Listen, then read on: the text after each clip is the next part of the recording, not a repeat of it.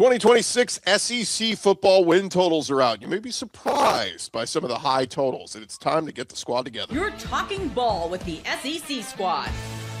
From Alabama to Tennessee, from Georgia to Oklahoma, from Auburn to Texas, it's the local experts of the Locked On Podcast Network bringing you scoops, breakdowns, and the most comprehensive preview of the upcoming SEC weekend.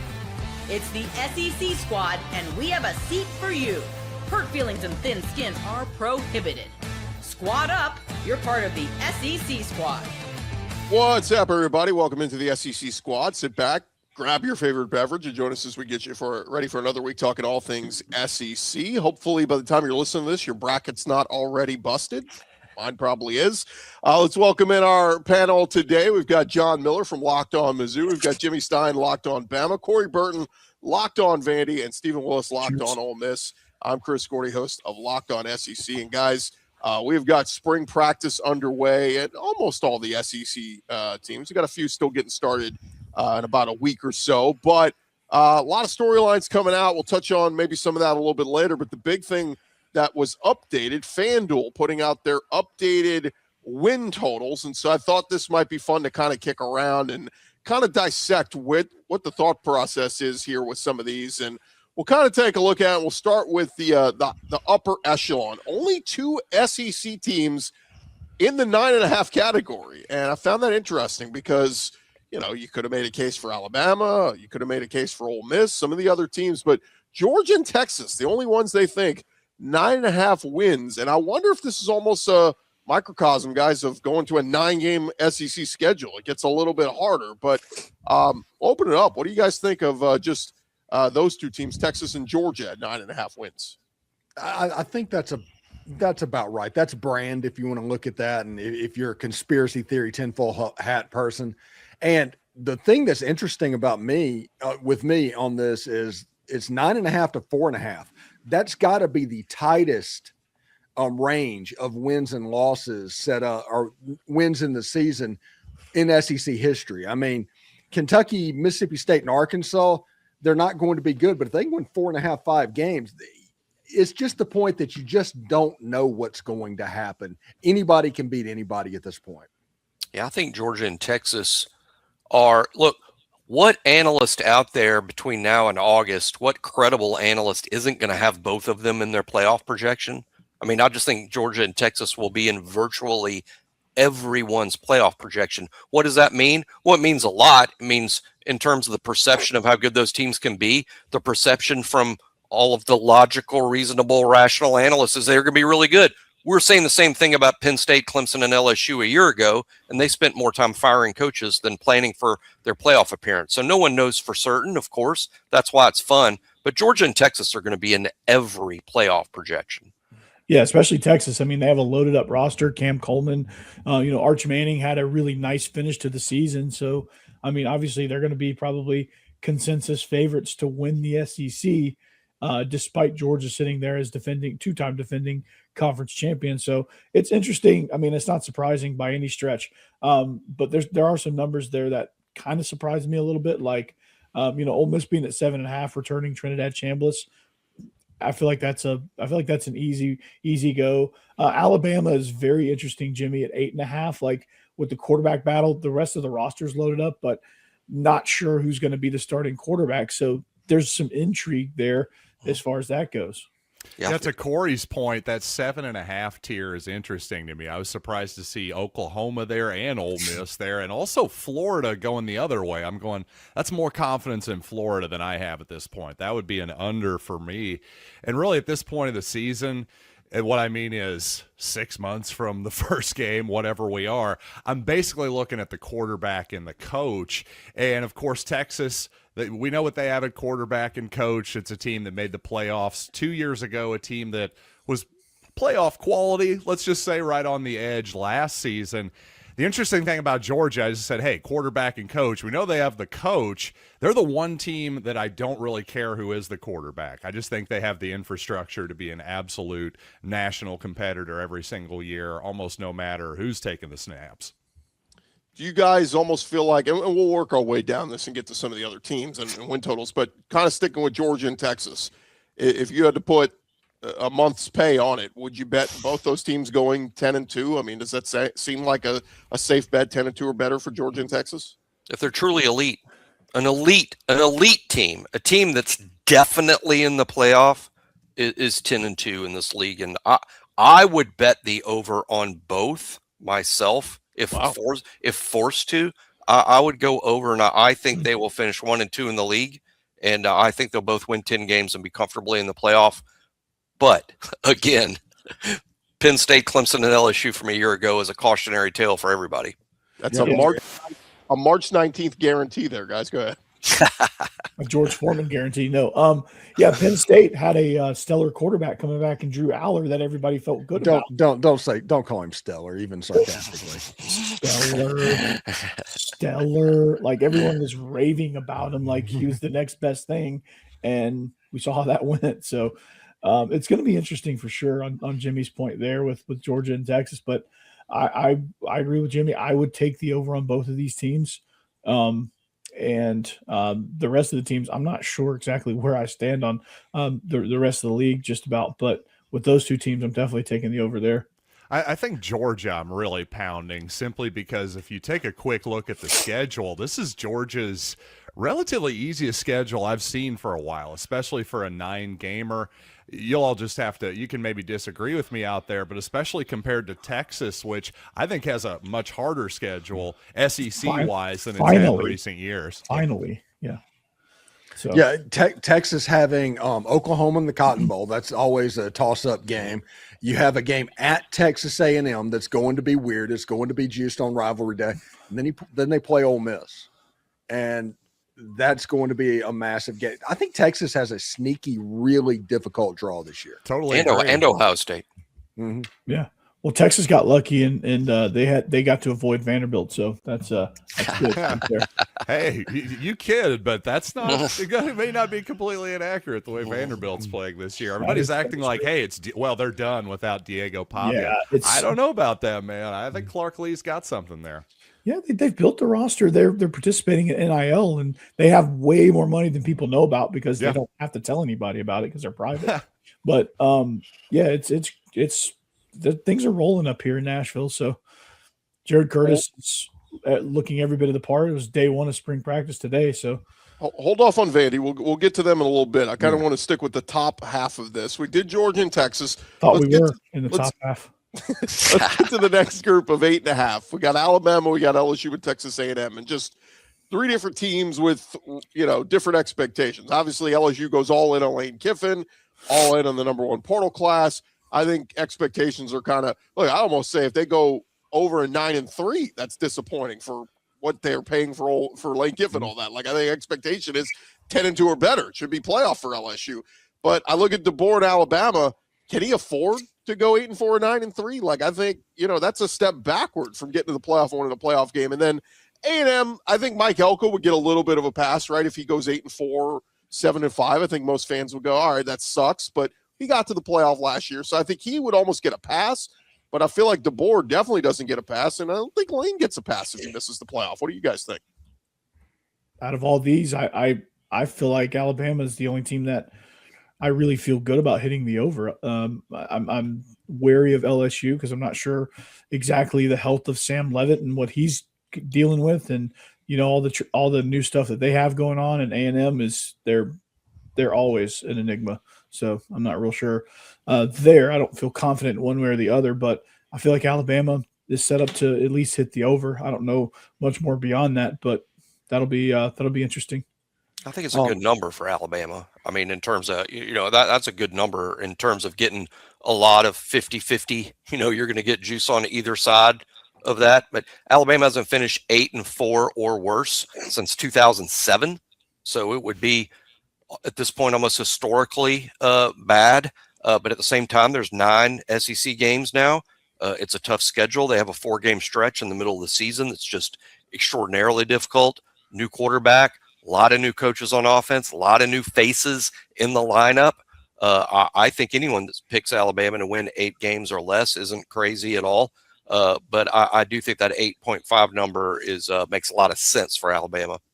And Chris, you mentioned expectations for LSU. Listen to this. They play Clemson to start off. They go at Ole Miss. They play Texas A&M, which they had trouble with a year ago. They still have games at Alabama or versus Alabama, versus Texas, and at Tennessee. 8.5 is going to be a struggle for LSU this year. Brutal.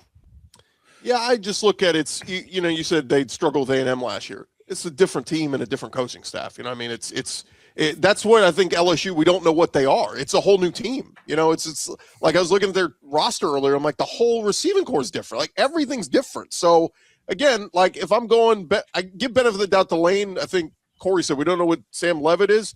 Look, we didn't know what Trinidad Chambliss was last year, and he ended up playing and was awesome. So I think Lane and their track record of quarterback play, you give them the benefit of the doubt. But I'm kind of with you. Like you got to go prove it. We got to see it in action. And Steve, didn't Lane struggle in year one at Ole Miss? Like, yeah, does he went 5-5 in year one at Ole Miss, and he went 6-6 in year one at Tennessee. Now, different era because the transfer portal wasn't around, but it usually is a 2-year build for Lane Kiffin. I don't judge anybody on COVID year, by the way. COVID years completely gets thrown out the window for everybody because Jimbo Fisher almost made the playoff in COVID year. So if I'm going to be bold about that group 2, like I was bold about group 1, pretty. Go the over on both. Group 2, I think 2 of those 3 will hit the over and make the playoff, and 1 will not. And I hope no one makes me choose which way it goes. I mean, that's the way I see those 3 teams. 2 make the playoff, 1 does not. 1 will be some level of a disappointment, and I'm not sure which one out of that group. One thing about LSU, again, opening game against Clemson this year, it'll be at home at least. Of course, LSU won it last year. I think that was the first opener they had won since the famous 2019 Joe Burrow, Justin Jefferson season. They play a tough schedule every single year, and that opening game in particular is tough for LSU. Once again, though, you put yourself behind the 8 ball, you start off 0-1. I think that'll be a big one, especially when game 2 is at Ole Miss. Hello. Yeah. Yeah. And then right after that is A&M. Like their September's brutal. Yep. It's just brutal.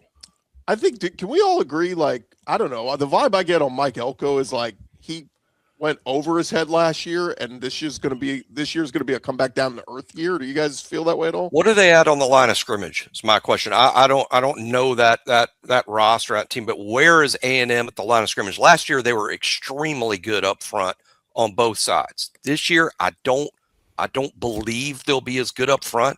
That can have some negative ramifications there for somebody like Marcel Reed, who I think needs to take another step forward. Might be tougher with a lesser offensive line.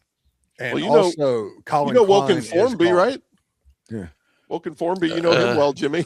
Yeah, Colin Klein is they didn't fight to keep him at the money A&M was offering. We'll just say that they didn't fight to keep him at that money that A&M was offering. And it's a couple of LSU guys, Tyree Adams and Cohen Eccles. Their O-line stunk last year. Trevon Ball from South Carolina. So, yeah, it's an amalgamation of SEC experience, but they're going to have to coach those guys up and get the best out of them because it's a lot of guys that I always judge this guy's on portal. When a guy leaves your SEC school to go to another SEC school and your attitude is good riddance, means you didn't if the fan base is going, good, we don't care that he left. It kind of tells you what you need to know about that player. But yeah, but also the fan base usually has they don't care that they left. They always do that because the same thing I heard from Florida fans, the rational fans, Princely and Mommy Ellen. We let him go. He's nobody. Right. And it's like, no, that's not the way that worked. Yeah. But yeah, you have to be careful with that. But if the consensus is that, I agree with you. In all seriousness, listen to us. That's not even me being a company guy. From my experience, I'm not even kidding. If there's a portal guy who comes from one of our schools, I'll immediately reach out to somebody, whether I know them or not, by the way. They could be in another conference, a guy I've never met. They always give me good advice and good takes. Even more reason to join our Everydayer Club. LockedOnPodcast.com/everydayer. Become an everydayer. Use our code March. You get a free month. Try it out for free. March. Use the code March and get be part of our Everydayer Club. All right, we'll return, guys. Over half the conference is slated to be 7.5 or 6.5 wins in FanDuel. So we will get to the middle of the conference when we return right here. Squad talking more ball next. Hey, but first, welcome to our 5-hour energy flavor draft. 18 different flavors to choose from, including some new options like Confetti Craze, Fruity Rainbow, Cotton Candy. There's something for everyone. The board is set. The flavors are ready. I've got my number one pick for the 5-hour energy flavored draft. Steven, give me your flavor. What's your go-to? Listen, I'm going to go with grape. I know Chris Marler is going to ridicule that like crazy, but I know with grape that no matter which convenience store, which drugstore, or which grocery store I go into, I can get a great 5-hour energy. It's the classic. You can't go wrong with the classic. Corey, where are you going? Well, Zach had the confetti craze the other day, and that he sold me on that, so I'm intrigued by that flavor for sure. John Miller, where are you going? Watermelon, no doubt. Jimmy? Fruity Rainbow, Skittle 5-hour energy tasting. That's just Fruity Rainbow. I think that's right. I was thinking, I saw the Fruity Rainbow in the store the other day. I was waiting to pay for my gas, and I should have grabbed it because I need to try it. Anyway, there's underrated flavors. There's your number one go-to pick, whatever it is. Find your new favorite flavor of 5-hour energy shots available online at 5hourenergy.com or at Amazon. And as we always say, 5-hour energy shots give you a boost with zero sugar. Check them out, 5hourenergy.com. No grape extreme for you, Jimmy? That's All right, harsh. That's harsh. I think Holloway was caught with a lot of that.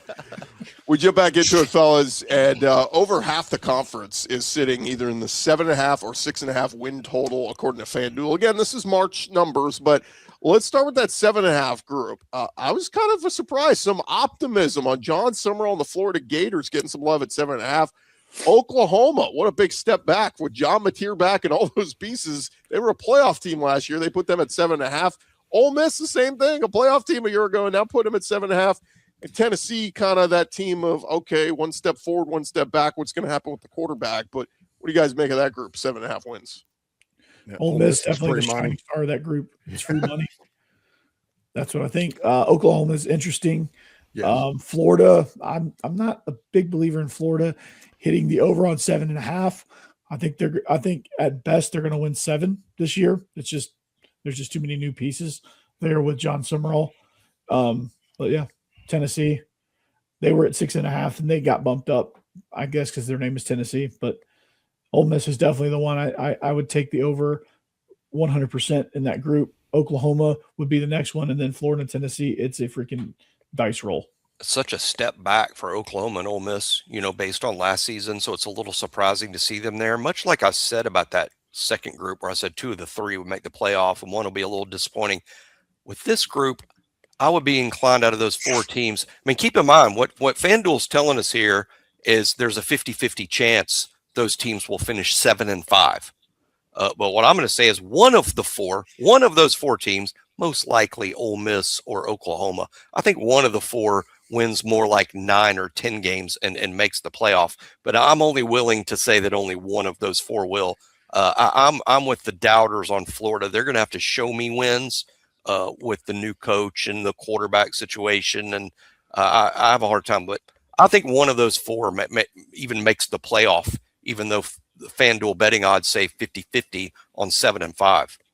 I actually like that FanDuel, I shouldn't say liked, but I just think it's the right move to move Tennessee from 6.5 to 7.5. I think that's the right number for the Vols. I really do, even though the Aguilar situation probably knocked it down a win. I think 7.5 is really where Tennessee should be. And I'm with everybody so far. I thought this was my hot take, but no, I'm just going to agree with all of you. Florida at 7.5 is too high. Not only do you have a new coach, I think the quarterback situation to me is not obviously strong either at this point. We'll see what happens in September, but right now I don't know how you could bet over on Florida. Well, do you put anything into account? They have a playoff coach, a guy who was just coaching in the playoff at Tulane of all places. Now he's got the resources at Florida. I just think year one it's tough. Yeah. I mean, maybe he'll completely prove me wrong and will crush it there, but I just think that's a tough one. And Florida's a tougher place to navigate than I think a lot of people realize. Yeah, I think Oklahoma's got Mateer and Ole Miss has Chambliss. It's kind of hard for me to put Florida and Tennessee there for that reason alone. Exactly. They just Oklahoma and Ole Miss have a quarterback. The one thing that we're not thinking of is John Summerall didn't go to Italy because he had stuff to do, and all of that work that he's going to put in, that's obviously worth 2 more wins. Let me ask you guys this, because this is an interesting test, because again, Pete Goldie's got a lot of love with how he handled the playoff run and all that, but I remind people, a year ago, it's not like his name was at the top of a bunch of lists of, let's hire him. If you had to pick one right now, like if we were ranking coaches, would you have Pete Golding higher or John Summerall higher? Pete Golding. By country mile. The reason his name wasn't out there is he didn't put it out there because the reason he's at Ole Miss is family related, not professional related. He went there because of his wife. So he wasn't looking to leave. And he made himself available for the Ole Miss job when it came available because he didn't want to leave. That's the deal about Pete Golding and what went on there, and that's the reason you didn't hear his name. I do agree what he's being asked is so different than a year ago because obviously very impressive with what he did a year ago, taking over for Lane Kiffin in that spot. This ask, which is build an entire football team basically or a starting lineup to some extent from scratch. And I don't mean that they don't have returning starters who are good players. I just mean everyone in the league has such incredible roster turnover now year to year. What Pete is being asked to do this year is radically different than a year ago. And I think it's fair for people to ask, hey, what kind of head coach is Pete Golding? I don't think the playoff run has been a 100% proving ground. It was certainly interesting and early returns are impressive, but this is more of a real look at what Ole Miss will look like going forward. I will say this about Pete. When Pete Golding came to Ole Miss, he immediately looked at the recruiting situation and the player personnel department that was put together there and said, this is crap. And he went and built the exact same thing that Nick Saban had at Alabama, exactly to the T, to where staff and everything happened. And that is when the transfer portal, the portal king started happening because there were 10 people looking out and scouting what was going on and that system coming over. So Pete has kind of built the team. He doesn't get the credit for it, but he did have his fingerprints all over it.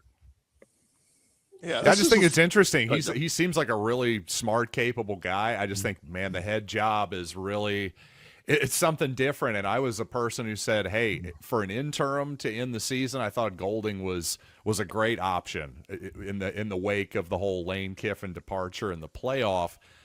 I just want to see it. I'm not saying he can't do it. I do just want to see it. And I think that's probably the reflection there of the number being a little bit lower than we think. It probably is mostly about the coach because it's not about Trinidad. It's not about Trinidad. He's going to start next year. Or Keywan. It's amazing that Keywan Lacey is getting forgotten because of Trinidad. It's amazing. It's just a fun exercise, because John Summerall's got the skins on the wall. He won at Troy. He won at Tulane. He's been this up-and-comer. But, now he's at the SEC. Prove it to me there, whereas Pete Golding, first-time head coach. So it's just kind of going to be fun in this offseason of ranking head coaches where you evaluate those two guys and where you put them. So when we return, guys, we will get to the 6.5 club, and this is the do or die. This is bowling or not. Hot seat, might be fired. We're going to get to all that coming your way next. Squad talking more ball coming your way after this. Hey, first, guys, it is tax time, but for a lot of us, the old way of doing taxes is a lot. Trying to book an appointment that's not the most convenient, sitting in a waiting room with a stack of papers, emailing back and forth, or wondering if they really get your situation. But this year, you're getting a major upgrade. Intuit TurboTax now has in-person locations nationwide. You can meet face-to-face with a real tax expert, get your documents uploaded straight to your TurboTax app on the spot, and just like that, you're done. Your TurboTax expert works to get you every dollar you deserve while you get real-time notifications as you go about your day. It's the relief of walking in and meeting a real person and walking out knowing your taxes are being handled right. Head to turbotax.com/local to find a store near you and book your appointment today. And, guys, it is that time of year, biggest stretch of the college basketball season, the buzzer beaters, bracket busters, unforgettable moments everybody's talking about the next day. Would you like to be live in person for something like that? We've got some great cities hosting from Oklahoma City to Tampa and all the in-between bucket list stuff. But the hardest part is getting tickets. And our friends at the Game Time app, they're going to give the advantage back to you, the fans, with constant innovation. It's how you unlock amazing tickets and experiences in just a few taps. It's incredibly simple to use. The Game Time guarantee means 100% legitimate tickets delivered on time at the best price. And the best part, fees are included in the price. What you see is what you get, period.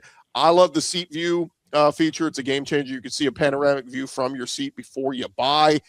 No stress, no guesswork, just a smooth experience from start to finish. That's exactly what you want during this busiest part of the season. Take the guesswork out of buying college basketball tickets at Game Time. Download the Game Time app, create an account, Use our code Locked On. That'll get you $20 off your first purchase. Terms apply. Again, create an account, redeem code Locked On for $20 off. Download the Game Time app today. All right, fellas, one more segment to go here. Wanted to jump back into it as we are discussing our FanDuel win totals for next season. Again, these are updated as of this past week. And let's get to the 6.5 club. You got Auburn with a new coach in Alex Golesh. You got Mizzou with Eli Drinkwitz, who's been there a while. You've got South Carolina. That's got Shane Beamer, who's been there a while. And you got Clark Lee coming off the most historic season for Vanderbilt.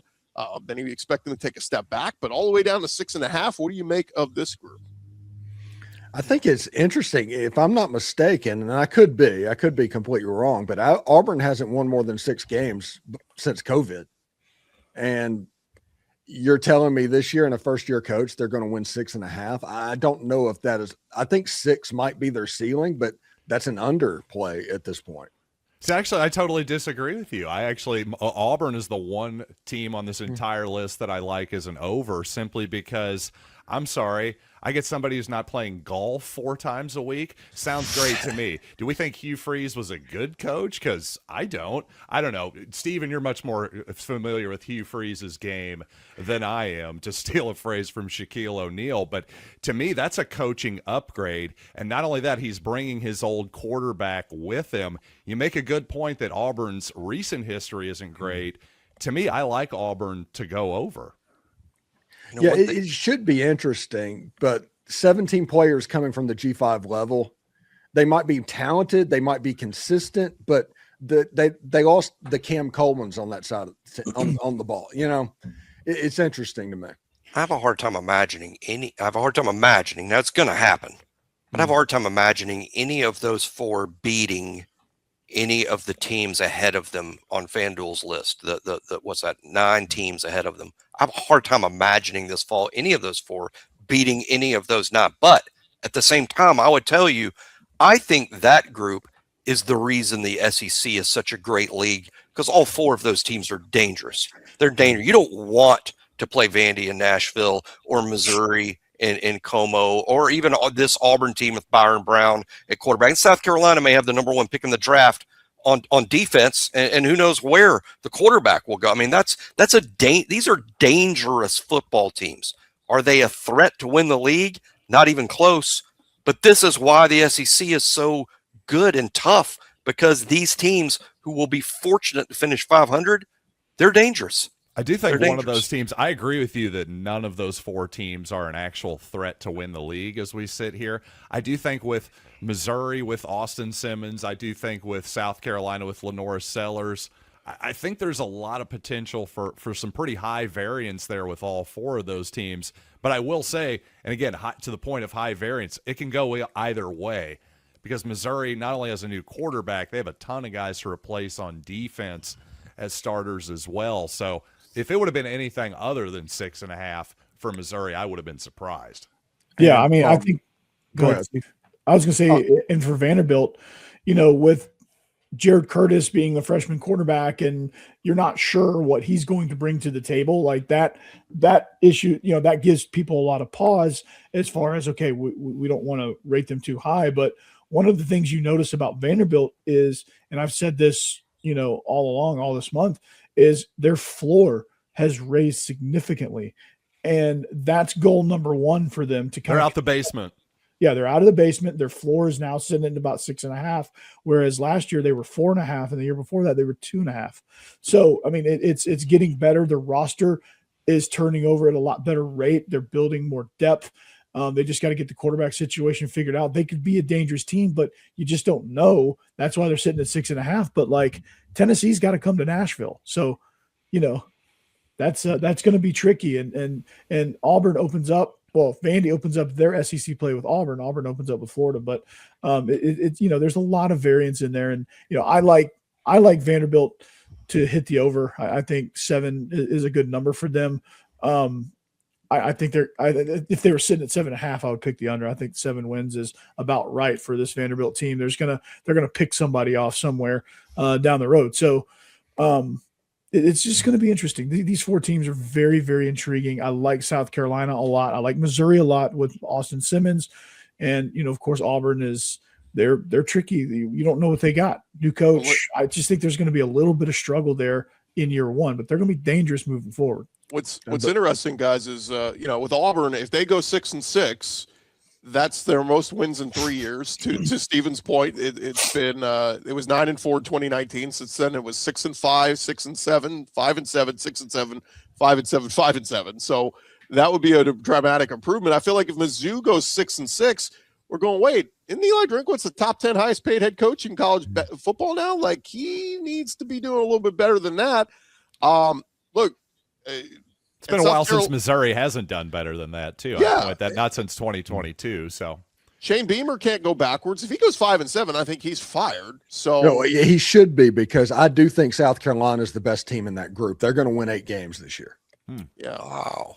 And and Kendall Briles is a great hire. Yes. There. And lastly on Vandy, I mean, look, 6-6. If they go 6-6 and Jared Curtis has ups and downs of a true freshman, I don't think anybody's crucifying Clark Lee over that. We're going, hey, they're building for the future, and the future looks bright for Vanderbilt, even if they have a down year this year.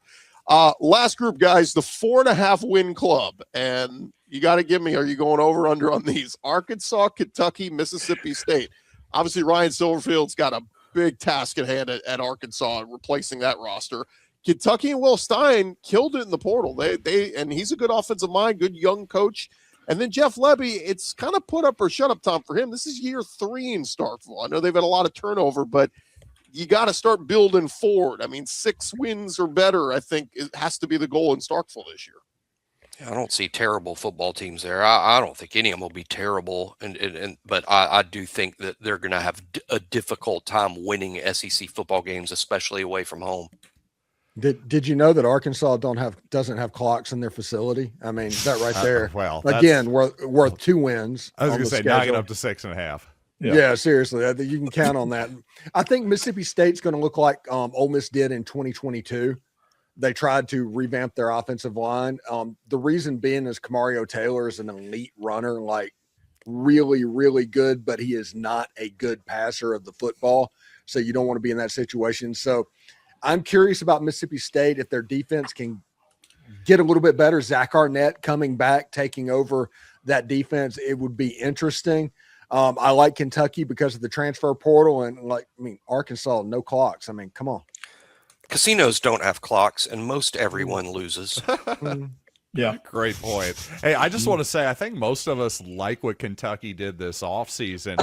My instinct was to go over on Kentucky, and that was when it was 5.5. But then I looked at the schedule, and now I understand why it went down to 4.5, because you look at Kentucky's schedule, they play Youngstown State, and they play, South Alabama. And then their third non-conference game is against Louisville. So other than those 2 games, you really don't have a lot of automatic victories there. That's a pretty brutal schedule SEC-wise. They got the short end of the stick on the schedule. So even if Kentucky's quite a bit improved, man, it's just tough to get as bullish on them as I want to with that schedule.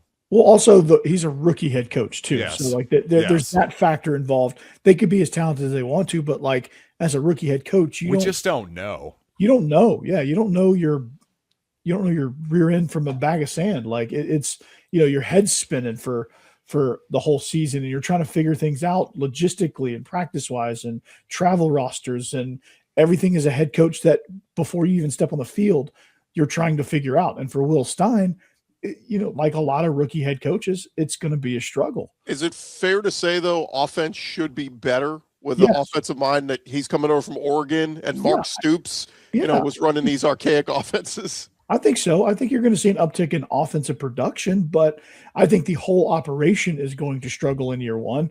Now, typically year 2, they get their stuff together and they can do some things, but year 1, you're going to see some flashes, but ultimately I think it's going to be a struggle as of right now.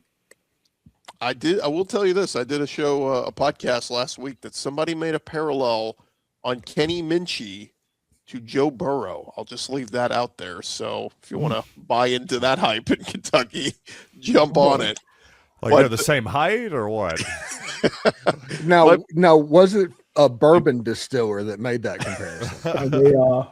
Are they both from Ohio? Is that where we're looking at? I'll just tell you guys right now, they're guys, I have no idea what we're going to get. I don't know what the hell Kenny Minchie's going to be. I don't know what Byron Brown's going to be in a full season in the SEC. Like, there's just ones that I don't know what Austin Simmons is going to be at Mizzou. He could be awesome. He could be average. We just don't know. So there's a lot of unknowns this year, and that's what makes those win totals so much fun. Yeah, and we are officially in routes on air season to where people are just like, oh, look at this guy throwing the football. He threw a 5-yard out against air. I'm telling you guys right now, I'm looking at my Twitter trending right now. One of the stories is Tennessee freshman quarterback Faison Brandon shines in fall spring practice. It is. I see Alabama fans already making fun of literally one throw that Byron Brown has made. It's like, oh my God, look at that hitch in his delivery. I'm like, it's one throw, guys. I don't know. Yeah. The same thing on the other side. If there's a problem with this game, it's like, see, this quarterback can throw the football. Right. And it's like, come on. I saw somebody said, Grok, how many yards did he throw for? I mean, it is what it is. But hey, guys. Hey, Jimmy. Thank you for Cole Adams, dude. Yeah, I saw the most filthy whip route that he broke a cornerback's ankles. That is a route that you can get. Cole Adams is a good football player. No one in Tuscaloosa was excited. To Gordy's point earlier, no one in Tuscaloosa was excited to see Cole Adams leave. Was he going to be one of Alabama's top 2 receivers? No, but no one was excited to see him go. Well, remember to follow and subscribe to your favorite SEC show. Corey needs to remember to take those cough drops and get healthy here. Dude, it started snowing here Monday, and I came from Naples where it was like 90 degrees, and now it's 30 degrees, and my allergies just cannot handle it. It's SEC country right now. It's shorts to sweaters day by day. But, hey, remember to follow and subscribe to your favorite SEC show. We'll be covering your favorite teams throughout the offseason. Don't forget, I'll have you covered with Locked On SEC, part of the Locked On Podcast Network, covering your team every day. And like we've been telling you, if you want to become an everydayer, go to lockedonpodcast.com/everydayer and get signed up today. For Steven, Corey, who else we have? John, Jimmy, I'm Chris. We'll talk to you guys next week on The Squad Show. Peace.